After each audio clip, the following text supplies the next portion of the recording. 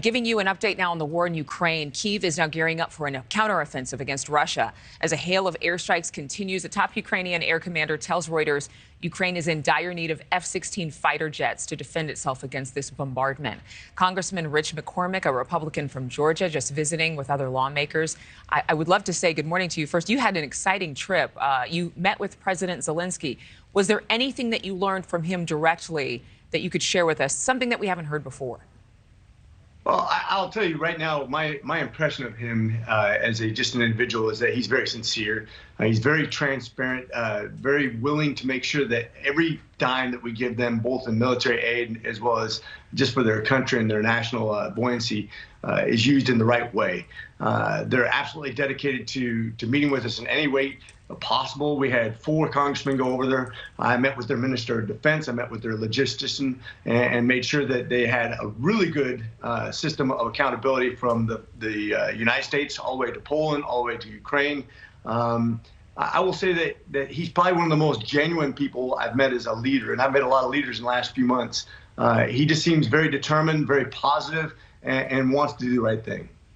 Should we provide fighter jets, F-16 fighter jets? Should we or any other NATO allies give them that resource?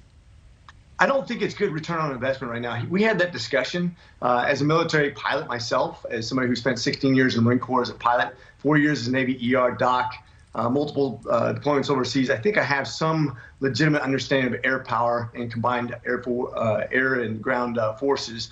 It takes a long time to master that skill to be a good F-16 pilot. The anti-air weaponry of the Russians hasn't even been deployed at all yet. So they have that in reserve right now. It'd be very difficult to use it other than the air-to-air. And in the air-to-air, they'd be overwhelmed because the numbers that you would need of F-16s to really have an impact requires an investment that we don't have right now.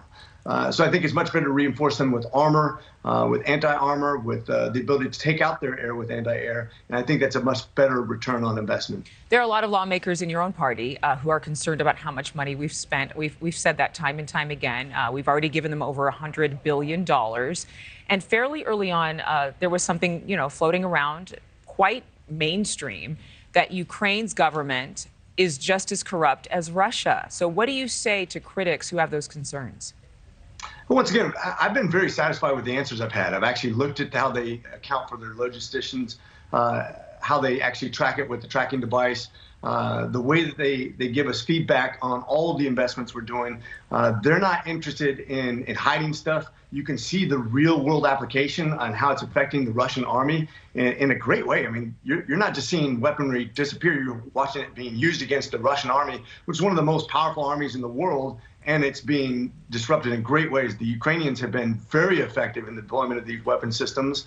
They have really sustained a city in amazing ways. Kyiv really looks good. The fact that they can repair things as quick as they're destroyed. I just think that people need to realize that this is pennies on the dollar investment. You have all the NATO countries right now united. You have 30 countries, soon to be 32 countries united in putting both weaponry and money into a country to stop the Russians' advance so it doesn't become something that continues, that doesn't end up in Moldavia or Estonia or Latvia or Lithuania or anywhere else that the Russians may decide to go into. But by the way, Putin told us he was going to do this.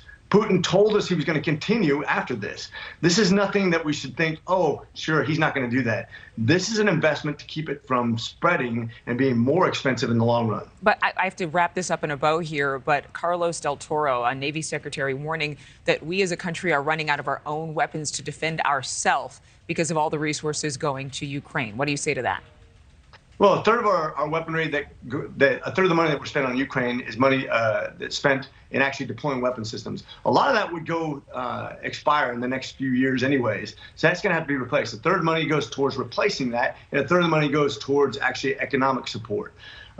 We have to replace our stocks anyways. I think this is, once again, a good investment. If you're not going to use it right now, we need to produce, we need to up our production in the United States for weaponry anyways. But this is an investment to keep us from having a bigger investment later.